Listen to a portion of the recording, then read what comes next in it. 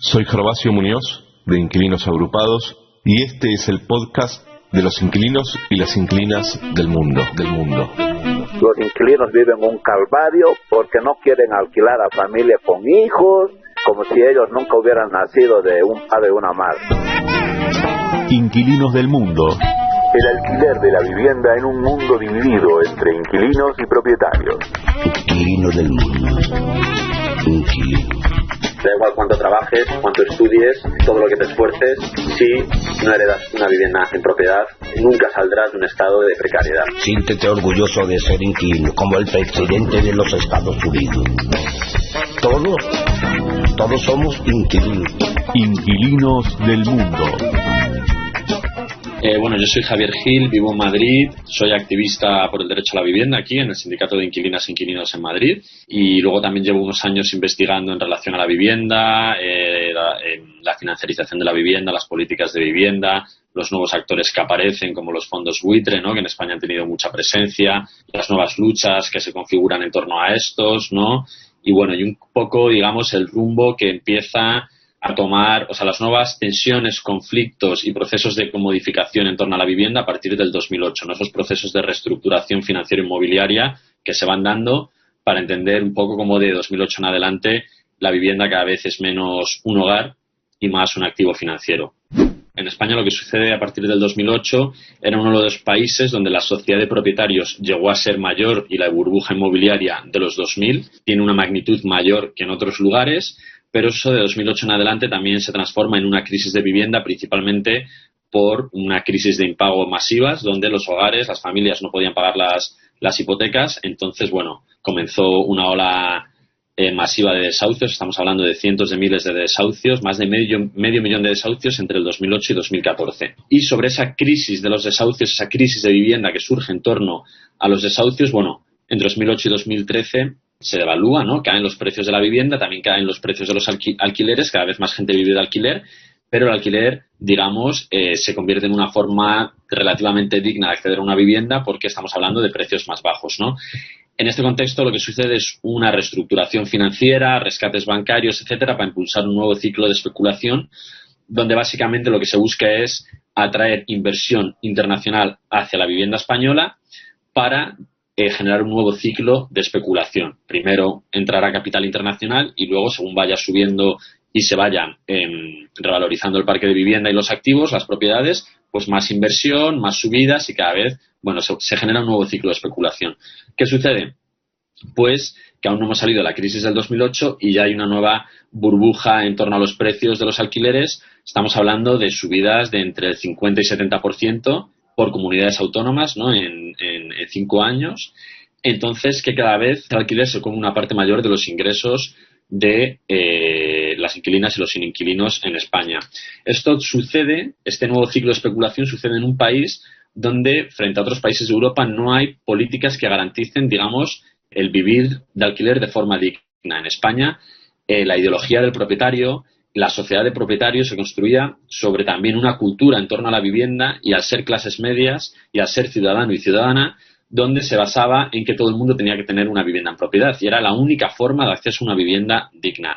De hecho, el alquiler era solo o para gente joven que estaba estudiando como un momento temporal en su vida, en ese paso hacia la vida adulta, o como personas que habían fracasado socialmente, es decir, las personas más empobrecidas que no habían conseguido llegar a ser clase media, ¿no? Porque aquí un elemento constitutivo de las clases medias es esa vivienda en propiedad. Para generar esa ideología, esos procesos económicos, políticos y también subjetivos y culturales, hubo que atacar durante muchas décadas políticamente al mercado del alquiler. Entonces, lo que nos encontramos después de 2008 es que las personas ya no pueden acceder a una vivienda vía la propiedad, pero se enfrentan a un mercado de alquiler completamente desprotegido, completamente desregulado. Sin vivienda pública, por ejemplo, etcétera. Además, para favorecer las inversiones especulativas, en 2013 nos quitan derechos a los inquilinos. Entre ellos, reducir la duración de los contratos de alquiler de 5 años a 3 años, ¿no? Entonces vemos que cuando empiezan a subir los precios, de manera invisible se empiezan a producir desahucios invisibles. Es decir, que a los 3 años tu casero o te dice, vete de la vivienda porque voy a poner a otra familia, a otro inquilino que pague más, o te va a imponer una subida abusiva que no vas a poder pagar o que la vas a tener que acabar aceptando, pero que va a hacer que empieces a dedicar al alquiler más de lo que en realidad te puedes permitir para tener una vida digna. Ahora mismo, con cifras oficiales, estamos hablando que casi la mitad de los inquilinos, un poco menos de la mitad de los inquilinos y las inquilinas en España, están dedicando más del 30% de sus ingresos al pago del alquiler. Entonces, bueno, eso en general se dice, lo ha dicho Naciones Unidas, hasta el propio sector financiero, que cuando la gente está dedicando más del 30% de sus ingresos al pago del alquiler, empiezan a caer riesgos de impago o de dificultad de acceder a otros derechos básicos. Y ahora mismo eso lo que estamos viendo es que hace que en España haya en torno a 3 millones de personas que están en riesgo de exclusión y de pobreza por culpa de la vivienda. Es decir, estamos hablando de que en muchos casos son personas que tienen trabajo, también precario en muchos casos, etcétera, pero es decir, que no es una falta de ingresos, sino que es cómo el alquiler está empobreciendo masivamente a la población. Entonces, esto es lo que nos estamos encontrando ahora, esta situación de lo que viene sucediendo estos últimos años en España. Es un proceso que, como también has explicado muy bien y como sucede probablemente en Argentina, que es muy complicado porque se ha construido durante décadas. Lo ha señalado en España desde el franquismo. Entonces estamos hablando de décadas y décadas, ¿no?, donde se ha generado una idea única y donde todo el mundo que no quisiera fracasar socialmente y económicamente se tenía que adherir a esa idea. Y ahora de repente esa idea no se puede realizar económicamente, es decir, no hay medios económicos para que ese esquema se reproduzca. Es decir, lo hemos visto, ese esquema ha desembocado en una crisis masiva, desahucios masivos, etcétera. Entonces, ahora nos vemos en la necesidad de tener que regularlo, claro. Es decir, a mí a veces es que me preguntan y me dicen ¿por qué en España la gente prefiere vivir en una vivienda en propiedad frente al alquiler como sucede en otros países de Europa como Alemania o Suecia? Y no depende de la persona. Son modelos construidos políticamente. En Suecia, en Alemania, ha habido sindicatos inquilinos históricamente muy fuertes, se han regulado los precios de los alquileres, se ha protegido la función social de la vivienda, ha habido parques de vivienda públicos muy grandes, entonces se ha fomentado el que las personas puedan vivir en alquiler de forma digna. Entonces, no es algo que las personas elijan, son modelos generados políticamente y, en el caso español, donde ha habido una gran dependencia del sector inmobiliario y del sector financiero, ¿no? Pues como en España fue las clases políticas a nivel autonómico, la clase política a nivel autonómico, municipal, etcétera, a la hora de generar esta burbuja. Ahora estamos rompiendo ese modelo. Pues bueno, ahora es cómo transformar, generar conciencia en torno a lo que está sucediendo, plantear que necesitamos otro tipo de regulación. No es que haya que regular el mercado está regulado, pero está regulado para favorecer la función económica y especulativa de la vivienda. Lo que necesitamos es otro tipo de regulación. Tenemos que proteger en general a los parques de vivienda de las inversiones especulativas y luego, por supuesto, a través de distintas formas de regulación, hacer que la vivienda, que el mercado del alquiler sea una forma de genere formas de vida dignas y estables y asequibles a largo plazo. Es decir, que yo pueda entrar en una vivienda y que pueda vivir 30 o 40 años en esa vivienda, pueda proyectarme en el futuro, pueda vivir en esa vivienda que es, bueno, donde yo voy a construir también relaciones en el barrio, voy a tener el centro de salud, etcétera, y no como lo que está pasando es que te vas cambiando cada 3, cada 5, cada 7 años según te vaya diciendo el mercado. Y para eso es un tipo de regulación que garantiza que eso sea así. En España se ha invertido mucho dinero en viviendas que están en alquiler y no interesa para esos sectores económicos que tantos han invertido que el precio de la vivienda baje, y para que no baje el precio de la vivienda no pueden bajar los precios de los alquileres. Entonces no hay voluntad. ¿Qué pasa? Hay mucho malestar, hay un gran malestar por parte de la población. Entonces de aquí surge cómo transformar este malestar en movimiento político que de alguna manera se transforme en otro tipo de intervención por parte del Estado. Cuando suben los precios de los alquileres, cuando a la gente le desahucian, cuando cada 3 años te tienes que mudar a otra vivienda, todo en última instancia nunca es el mercado. Son formas en que se desarrolla el mercado y nuestras vidas en ese mercado por un tipo de intervención política por parte del Estado. Entonces el Estado en este contexto es clave. ¿Qué pasa? Que el Estado no está interviniendo para precisamente garantizar un mercado de alquiler digno, ¿no?, sino todo lo contrario. Nicolás Correa le pone voz a Alquilar es, texto de Marcelo Martino.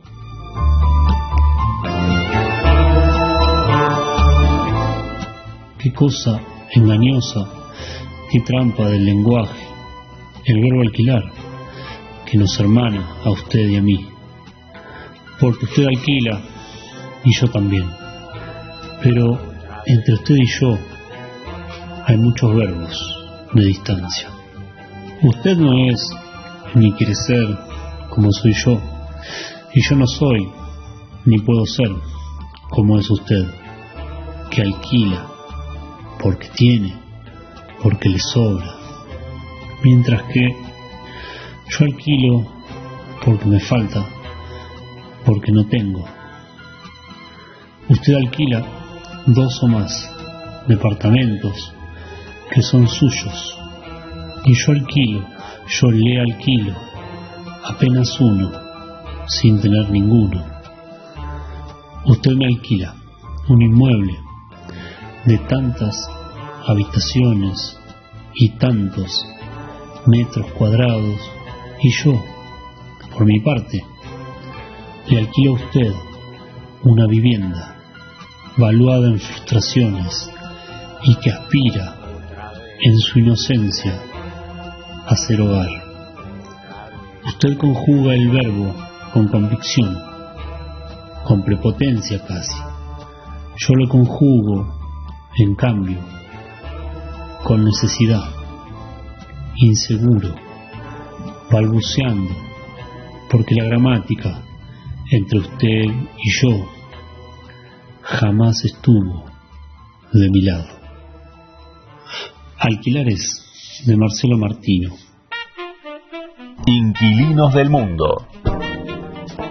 Bueno, las derechas, todas las derechas están a favor, además aquí lo tienen muy claro, de no intervenir absolutamente nada para proteger de alguna manera los intereses de los inquilinos o la función social de la vivienda. Todo lo contrario, todas sus propuestas son facilitar que todo el país sea un solar sobre el que se pueda ir y sobre el que se pueda construir, sin respetar nada, ni zonas protegidas ni nada, que no haya ningún tipo de intervención sobre los precios, etcétera, ¿no? Y que precisamente el mercado sea lo que organice el territorio y las vidas de las personas que los habitamos. Por lo que sería Podemos y otros grupos a la izquierda del PSOE, lo que vemos es que sí que hay voluntad de adoptar otro tipo de regulaciones, ¿no? Como pueden ser sancionar la vivienda vacía, regular el precio de los alquileres, movilizar la vivienda vacía de los bancos o de las entidades financieras que han recibido dinero público, por ejemplo, cosas que en realidad estamos hablando de cosas bastante de sentido común y que, de hecho, muchas de esas políticas funcionan ya en muchos países europeos o en ciudades de Estados Unidos, etcétera. Y luego, entre medias, está el PSOE, que es quien tiene la llave de que aquí haya un tipo de política u otra. Y el PSOE, a nivel discursivo, se presenta en el bloque de las izquierdas, se presenta como un partido que está interesado por solucionar, por defender el derecho a la vivienda y de alguna manera corregir la situación que estamos viviendo, pero solo a nivel discursivo. En términos materiales y de políticas, se alinea con la derecha, ¿no? Hace poco, en diciembre, se votó una ley de vivienda elaborada por el Movimiento de Vivienda y el PSOE votó con las derechas.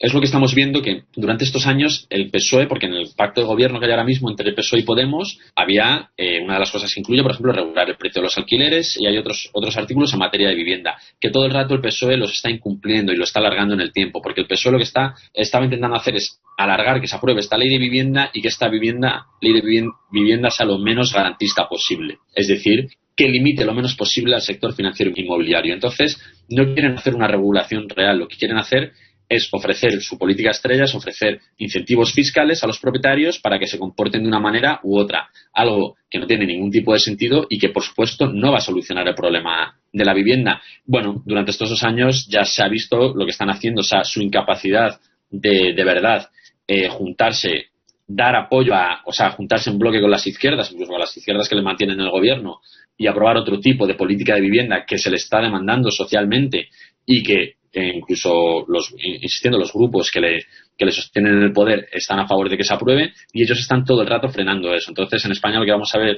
durante los próximos, nunca se sabe, porque todo el rato decimos que van a ser 4 meses y se alarga un poco, pero sí que parece que entre ahora y otoño llegará por fin la ley al Congreso, al Parlamento, y se tendrá que debatir, y el PSOE tendrá que posicionarse con las distintas enmiendas y con las distintas políticas. Tendrá que explicar por qué está en contra de regular el precio de los alquileres en determinadas zonas, por qué está en contra de sancionar la vivienda vacía, etcétera, etcétera. Hay un cambio de conciencia y hay mucho malestar, pero aún estamos en un momento de un poco del sálvese quien pueda. Es decir, no hay movilizaciones masivas, por ejemplo, a favor de un tipo de regulación, contra la pasividad del gobierno, contra los abusos de las entidades financieras. Es decir, incluso aquí tenemos un banco malo, la Sareb, que se ha creado con dinero público, que controla en torno a 60.000 viviendas y se las acaban de ceder al fondo buitre Blackstone y a otro fondo para que las gestionen. Entonces todo eso está pasando sin que la población, aunque hay mucho malestar y hay mucha conciencia de nos están reventando con el alquiler, no podemos pagar estos alquileres, están haciendo que vivamos peor, están haciendo que tengamos dificultades para llegar a fin de mes y tener vidas dignas. Estamos viendo como mucha gente está siendo desahuciada, tanto desahucios judiciales como desahucios invisibles, en un contexto donde hay una moratoria para parar los desahucios, etcétera, etcétera. Entonces, bueno, todo esto se tiene que traducir en movilización y organización, porque si no va a ser muy difícil que haya cambios legislativos que de verdad inicien un proceso de transformación de lo que viene siendo el modelo inmobiliario español que se ha construido desde el franquismo hasta nuestros días. Entonces, para que esto pase, tiene que haber mucho más conflicto social en torno a esta cuestión, porque si no lo llevamos muy difícil. En la plataforma que se ha hecho, liderada por el movimiento de vivienda, pero también con otras organizaciones, también están los grandes sindicatos de trabajadores del país, pero no están liderando y tampoco están, digamos, poniéndolo en los temas centrales de su agenda política. Es decir, hay sindicatos grandes que tienen mucha capacidad de influir y también, por ejemplo, UGT, que es el sindicato vinculado con el PSOE, que si bien está a favor de que se apruebe una ley de vivienda más garantista, no está presionando, ni de verdad presionando como debería, para que de verdad el PSOE haga algo al respecto de esta situación. Entonces es uno de los problemas que tenemos, ¿no? Que todavía sigue esta idea de, bueno, los trabajadores, el objetivo de los trabajadores es que accedan a una vivienda en propiedad, pero eso no es real, sobre todo para las nuevas generaciones, porque ya no es algo de cuando eres joven, de que vives de alquiler, es decir, que cada vez se va alargando más la edad de vivir de alquiler y esto parece que se va a reproducir a lo largo del tiempo con las nuevas generaciones, es decir, que no van a poder acceder a una vivienda en propiedad, al menos que no sea vía herencia familiar. Y es un problema porque vemos, como también pasa en otros países del mundo, que cada vez más las nuevas desigualdades están cada vez más generadas, producidas por la relación a la estructura de propiedad. Es decir, da igual cuánto trabajes, cuánto estudies, todo lo que te esfuerces, si no heredas una vivienda en propiedad, nunca saldrás de un estado de precariedad. Entonces, bueno, pues tenemos que empezar a romper, a crear otra cultura y otros deseos en torno a cómo queremos vivir para precisamente romper con todo esto. Vale, la Sareb es un banco malo, como se suele denominar a este tipo de sociedades, que básicamente es una estafa. Es una estafa que se creó para gestionar la crisis o parte de la crisis. Básicamente se generó entre capital privado con capital privado y capital público, pero con más capital privado que capital público para que no fuera de gestión pública y no computase como deuda. Pero el aval, es decir, no el dinero que pusieron los bancos, sino el aval de todo el dinero que se necesitó, estamos hablando de 50.000 millones de euros, puesto por Europa, lo avalaba el Estado español. ¿Qué hemos visto? Pues que con ese dinero recibido de Europa, avalado no por las entidades financieras, sino por el Estado español, este banco malo compró todos los activos tóxicos, toda la basura que los bancos no querían. Es decir, de todo lo que había salido mal de la burbuja inmobiliaria, todo lo que menos valía. Entonces, este banco malo se tendría que deshacer de esas propiedades y reintroducirlas en el mercado. Nada, todo mentira. Lo que hemos visto es que, bueno, ya el año pasado desde Europa se dijo que la deuda de la Sareb era deuda pública y tiene que empezar a computar como deuda pública. Estamos hablando ya de sumar otros 35.000 millones de euros a lo que costó rescatar a las entidades financieras. Ya la cifra que se está dando es de 175.000 millones de euros que ha costado de dinero público el rescate de todas estas entidades financieras, incluyendo también la creación de la Sareb. Y lo que vemos es que dices, bueno, a día de hoy es que estamos hablando de en torno a 50 o 60.000 viviendas, 50 o 60.000 viviendas propiedad de la Sareb, y que en vez de que estas viviendas ya nacionalizadas, es decir, que son viviendas públicas, en vez de que pasen a formar parte del parque de vivienda público, lo que está sucediendo es que se las han cedido, o gran parte de ellas, a dos fondos de inversión, entre ellas Blackstone, para que las gestionen. Entonces vemos que es utilizar dinero público para beneficiar al sector financiero y para, aún así, fomentar el sector privado con cosas que hemos pagado. Es decir, es que ahora un debate que hay es que si la Sareb tiene que ceder, el otro día en una discusión, desde la Sareb decían, no, es que se la estamos cediendo a los ayuntamientos, hay ayuntamientos que no las aceptan. No, perdona, es que se las quieren dar a unos precios a los ayuntamientos, que los ayuntamientos, los municipios no tienen por qué pagar ese dinero por esas viviendas que ya se han pagado con dinero público. Es que quieren que paguemos por esas viviendas 2 o 3 veces lo que valen, porque como todo el rato, es decir, que el Estado vuelva a comprar o alquilar viviendas que ya ha comprado, que ya ha financiado. Entonces, bueno, esto solo pasa en un país donde la impunidad de los bancos y del sector financiero es enorme y donde no hay suficiente, digamos, movilización para pues muy difícil para transformar esto en conflictos sociales que impidan que hagan un giro en este tipo de política. En España lo tenemos, bueno, es muy claro, éramos hace unos años, ahora no sé cómo estará, el tercer país con más Airbnb del mundo. Es un país que estamos la forma de integrarse en la Unión Europea ha sido también a través de una especialización en el turismo, y esto ha repercutido que los alquileres, los pisos turísticos han crecido masivamente, sobre todo no en ya zonas megaturistificadas, sino asociadas al crecimiento del turismo urbano, por ejemplo. Entonces eso lo que ha generado es básicamente una transferencia masiva de vivienda residencial que estaba en alquiler a que se ha convertido en pisos turísticos, lo que reduce la oferta, lo que genera más expectativas sobre la revalorización de los precios y lo que se acaba traduciendo en la población local se ve desplazada de determinados barrios y tiene que ir a vivir a otros sitios porque no puede pagar estos alquileres. Zonas turísticas donde ya había saturación del turismo, pues por culpa de los alquileres turísticos aún aumentan más esa saturación y cada vez se hacen hay zonas de las ciudades, ¿no?, como los centros urbanos, etcétera, que se convierten en áreas invivibles porque cada vez más la vida del turista es incompatible con la vida del turismo local, ¿no?, por los precios de la vivienda, la ocupación del espacio público, la transformación de los comercios, etcétera, etcétera.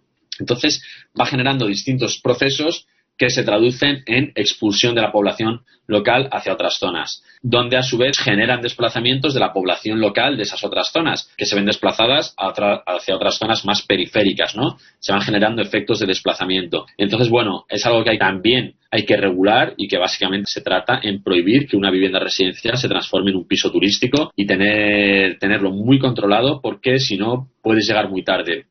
Pues nada, animaros también a no aceptar estos abusos, a organizaros, a protestar, porque si no lo que vamos a ver es que cada vez más nos van a quitar más derechos, nos van a quitar más dinero, nos van a empeorar nuestras condiciones de vida cada vez más, nos van a explotar más cada vez más a través del alquiler y de la vivienda. Entonces no lo tenemos que permitir y esto se soluciona pues eso, organizándonos, enfrentándonos a estos abusos para generar otro tipo de futuros.